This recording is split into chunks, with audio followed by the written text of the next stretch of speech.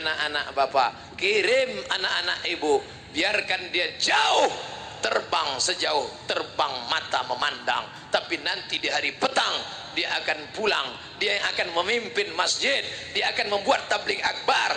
Ini banyak orang tua tak mau menyekolahkan anak ke agama. Nanti anak saya sekolah agama jadi apa? Mati nanti dia tak makan. Memang kami sekolah agama ini tak kaya, kaya kali tidak, miskin kali pun tidak. Tapi komen-komen orang coba tengok di YouTube, di FB, Ustaz jadikan aku yang kedua ya. Dunia yang kau kejar, akhirat melayang. Tapi kalau akhirat yang kau kejar, dunia bersimpuh di bawah tapak kakimu. Betul?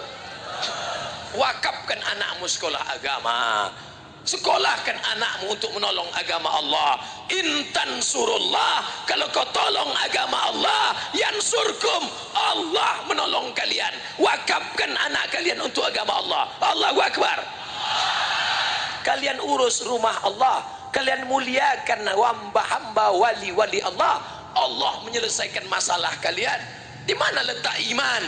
Ini orang takut betul, takut pensiun makan apa, takut nanti anak tinggal di mana, takut akhirnya korupsi, nepotisme, riba, haram. Jurusnya jurus cap gayung, cedok sana, cedok sana, cedok. Dulu cuma ada uang tunjang, ini uang tunjang, uang sipak, uang sikut, uang sundul, uang tunjang. Duit haram kau suapkan ke anak-anakmu, berdoa kau siang dan malam. Nah, kau sudah kuliahkan S1, kau sudah kuliah S2, ini siapkan 100 juta untuk nyogok. Kau siapkan sogok makan haram. Orang yang bekerja, baik PNS maupun swasta, hasil dari nyogok gajinya haram, tunjangannya haram, SPPD-nya haram, uang gaji 13-nya haram. Berapa lama kau nikmati duit haram itu? Hanya sekedar 58 tahun. Itu pun kalau malaikat maut tak datang lebih awal. Cari sana, cari sini, cari sana, cari sini, ambil sana, ambil sini, cedok sana, cedok sini, sundul sana, sipak sini, sikut sini. Mati. Hai bapak, ingatlah pak, kau ambil duit haram, kau makan duit haram, kau kejar duit haram, kau tidak menikmatinya. Begitu kau mati, rumahmu diambil orang, binimu diambil brownies, berondong manis. Dulu yang membuat rumah itu siapa? Bapak. Yang mencari arsiteknya siapa? Bapak. Yang mencari tukangnya siapa? Bapak. Tempat tidur sudah pindah, karpet-karpet sudah pindah, keramik-keramik sudah pindah, orangnya belum pindah. Begitu mau pindah, kaki tersandung pintu, jatuh, mati.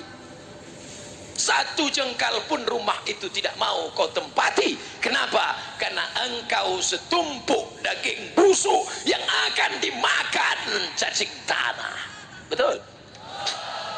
Tapi jangan gara-gara ini besok rapat Pemda, Pak Gubernur nanya, Bapak-bapak kepala dinas, kepala bidan, kepala kantor, bagaimana kemajuan visi misi Bengkulu 20 tahun ke depan? Tak usah rapat Pak Gubernur, kami mau mati aja. Jangan. Saya cerita mati ini supaya kita takut melakukan perbuatan dosa. Begitu juga dengan ibu, rambut dibuka, 3 warna merah kuning kelabu, gaya-gaya fang, dapat duit beli cincin emas, dapat duit rantai emas, dapat duit gelang emas, gelang tangan sudah 2, gelang kaki pasang, kerincing. Pergi undangan, feodal, mental penjajah, suka menengok orang susah, sudah tahu ekonomi sulit, susah, morat-marit, ditunjukkan emas. Jam berapa ya? Gatal. Kalau kau kaya bukan dengan gelang emasmu besar, kalau menunjukkan kaya bukan dengan cincin emasmu besar. Kalau kau kaya, datang kau ke panti asuhan, sekolahkan anak yatim sampai selesai S1. Siap? Siapa yang kaya di sini? Siapa yang banyak duit di sini? Pulang dari sini, cari panti asuhan, tanya, Pak panti asuhan, berapa anak yatim yang belum sanggup bayar sekolah? Berapa anak fakir yang belum bayar uang sekolah? Berapa kursi yang patah? Berapa meja yang rusak? Berapa whiteboard yang lapuk? Berapa atap yang bolong? Berapa lokal yang belum dikasih semen? Bapak mau bantu? Enggak, mau nanya aja. Tolonglah, itu yang akan menolong di hadapan Allah Subhanahu wa taala. Saudaraku yang sedang kena panas terik, terasa panas? Yang mengatakan tak panas bohong, karena saya pun kepanasan. Panas di sini belum ada apa-apanya saudaraku. Di akhirat nanti sejengkal dari kepala, ada yang tenggelam karena keringatnya sampai ke lutut, ada yang tenggelam karena keringatnya sampai sepinggang, ada yang tenggelam sampai seleher, tapi ada yang dapat naungan tenda di padang mahsyar. Siapa itu? Orang yang mulai bingung. Ada yang bilang bersolawat, ada yang bilang bersolat, ada yang bilang bersodakoh, ada yang bilang bersomat. Kullu mri'in tahta zilli sodakotihi. Setiap orang akan bernaung di bawah sodakoh. Kalau ibu bersodakoh 100 juta, insya Allah tendanya di akhirat setebal atap masjid Baitul Izzah. Itu 100 juta. Kalau 1 juta itu tenda inilah 1 juta. Ini 1 juta. Kalau 500 ribu triplek 500 ribu. Kalau 5 ribu itu koran Bengkulu Tribun. Nanti kalau nampak di akhirat ada yang pakai koran, ini yang ini 5.000. Mereka yang di dunia pakai koran, boleh jadi di akhirat beton. Yang pakai payung di dunia, jangan hina orang, jangan tunjuk orang, jangan lecehkan orang, jangan underestimate. Berapa banyak di dunia tak masyhur, bukan siapa-siapa, tidak terkenal, tapi di akhirat dialah yang paling mulia. Hari ini Ustaz Somad ceramah di depan ribuan jamaah, depan, belakang, kanan, kiri, tak nampak ujungnya. Tapi ternyata di akhirat ada orang yang lebih mulia. Dia bukan ustadz, dia tidak pernah di Kairo, dia tidak LCMA, dia tidak haji, dia mantan preman bertato, tapi berhasil menyelamatkan kawannya belum nyetak solat menjadi solat. Amin. Dia bukan ustadz, pakaiannya biasa aja. Dia mantan preman, tatonya tegap, sebelah kanan ular kobra. Setelah tua dia kena diabetes, kurus, gambar cacing. Tapi setelah dia tobat, datang dia ke rumah tetangganya, diketuknya pintu. Assalamualaikum Pak Haji. Waalaikumsalam. Ayo kita ke Masjid Baitul Izzah Pak Haji. So kau ajak aku. Kau belum lahir aku dah haji. Tak tahu kau haji. Besok dia tak berhenti. Assalamualaikum Pak Haji. Waalaikumsalam. Ayo kita ke Masjid Baitul Izzah Pak Haji. Jangan kau ajak aku. Aku di Masjidil Haram solat 1 rakaat sama dengan 100.000 rakaat di Baitul Izzah. Besok datang dia lagi, Pak Haji, ayo ke masjid, kalau tidak nanti kami campakkan bapak ke laut. Pucat Pak Haji, ayalah. Dia tidak ceramah tabligh akbar, tapi dia sudah menyelamatkan setiap orang yang tak peduli kepada masjid. Ayyadiyallahu bika rajulan wahidan. Satu orang dapat hidayah karena engkau. Khairum min umurin na'am. Lebih baik daripada engkau memiliki seekor onta yang merah. Onta berwarna merah zaman Nabi adalah kendaraan termahal. Kalau sekarang itu mungkin Harley Davidson. Kalau mobil tuh sekarang mungkin sedan Ferrari merah metalik, pintunya 2, harga 5 miliar. Ternyata mobil ini makin sedikit pintunya makin mahal. Masuk melompat aja dia, macam truk sawit.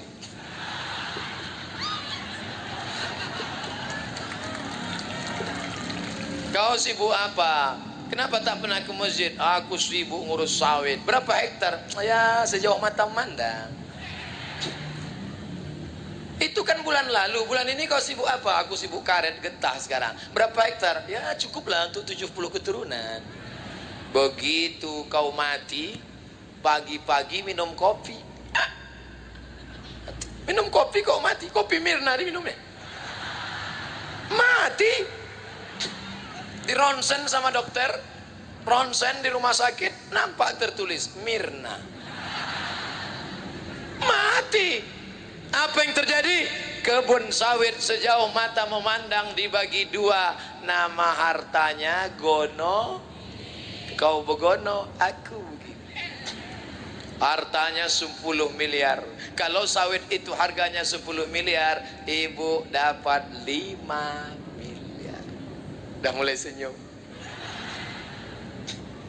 Dari yang 5 miliar, ibu dapat lagi harta warisan 1/8. 1 miliar 125 juta, 125 500 juta.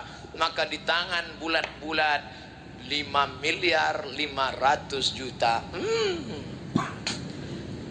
Pergi ke salon, pakai make up.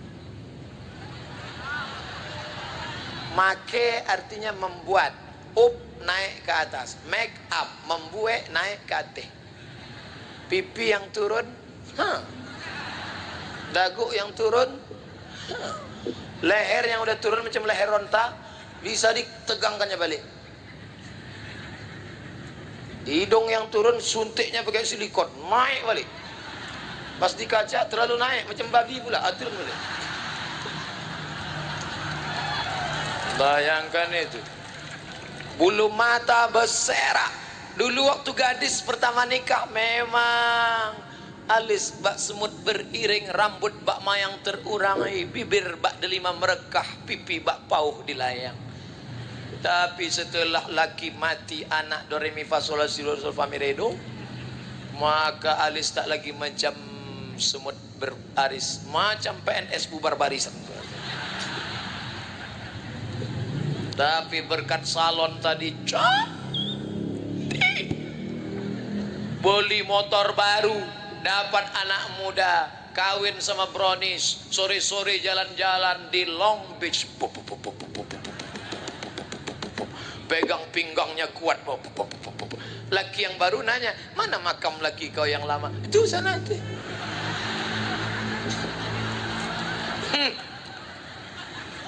Waspadalah. Kau pikir kau akan abadi. Sekarang kata-katanya lembut. Abang jangan jauh-jauh ya. Adek nggak bisa sendiri tanpamu. Dunia hampa gitulah. Jangan lama-lama pergi, setengah napasku pergi. Setengah napas pergi itu artinya sesak napas. Ingat mati. Itu yang dimuliakan Allah. Masa lalu kita tak tahu, masa datang lebih tak tahu, tapi kita tinggalkan anak cucu kita supaya kita mati nanti mereka lah yang membisikkan ke telinga kita, la ilaha. Sayang anak beli HP, sayang anak kasih motor, sayang anak belikan kamera, sayang anak belikan rumah. Ketika kau mati dia lupa. Meninggal engkau hari pertama dia menangis. Sayang, kenapa kau nangis? Warisannya sedikit.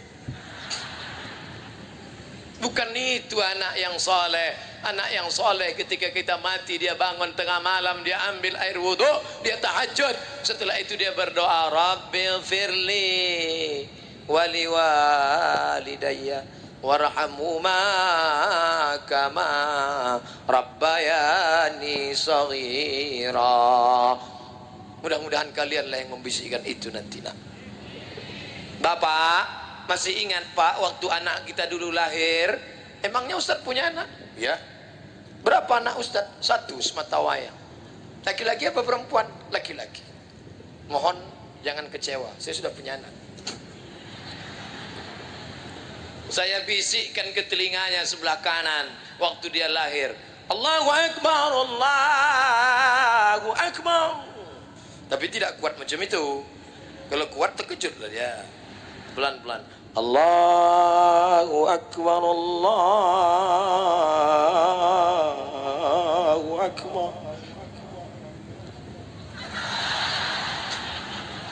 Meleleh air mata.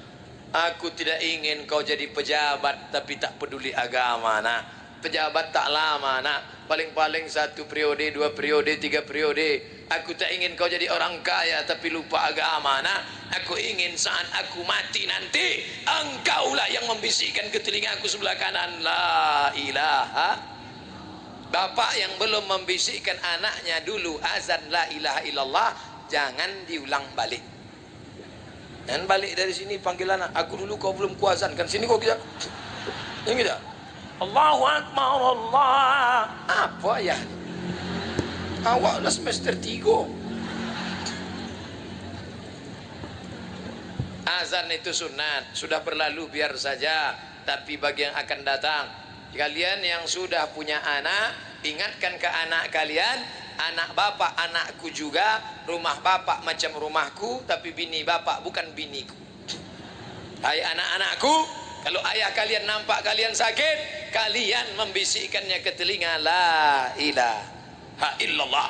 Kalau anak belum ada, ibu bisikkan ke telinga suami. Asal nampak dia sakit, tapi sakit berat, yang pula demam-demam sikit. Besok pagi, abang tak masuk kerja bang, aku mendengar ceramah semalam agak meriang kena panas. La ilaha apa? Belum lagi gitu. Tapi insya Allah orang Bengkulu yang rajin pengajian, rajin iktikaf di masjid, menolong agama Allah, berdakwah, orang yang paling rugi adalah orang yang pernah hidup di atas tanah Allah, pernah bernapas dengan angin Allah, pernah bernapas dengan paru-paru pinjaman Allah, tapi tak pernah mengajak orang ke jalan Allah. Pak Wali Kota, Pak Bupati, Pak Gubernur tidak mengajak orang ke jalan Allah dengan ceramah. Dia tidak ceramah, tapi dia tutup memberi fasilitas. Adakan iktikaf, pegawai-pegawai, kepala dinas, kepala badan, kepala kantor yang ada kepala, yang tak ada kepala, ajak mereka iktikaf di masjid hari Sabtu, hari Ahad, hari Sabtu, hari Ahad. Sekarang banyak pejabat iktikaf di hotel hari Sabtu, hari Ahad. Terlalu lama di hotel, terlalu enak di hotel, pulang ke rumah ingin rumah macam hotel. Bahaya, karena bini tak mirip macam orang hotel. Tapi kalau dia selalu di masjid, ingat masjid, ingat mati. Yang selama ini sombong, angkuh, punya anak buah, punya staf, hari Sabtu, hari Ahad pergi ke masjid, bawa brus, masuk ke WC, cari WC yang paling kotor, paling bau, paling busuk, engkau gosok itu biar sadar kau tempat kau di mana. Ustaz Somad, di sini kau ceramah orang ramai, kalau kau turun tanganmu dicium orang, bagaimana merendahkan diri? Ambil bros, masuk ke WC masjid bros, tapi orang lain jangan tahu. Jangan pula masuk ke dalam streaming. Saudaraku, bila kita ingin merasa diri kita rendah, gocoklah dengan cukup yang tahu hanya kita dengan Allah. Ini kalau dipeturutkan datang sombong, datang angkuh. Saya yang paling tinggi. Ada yang lebih tinggi dari saya di sini? Ada?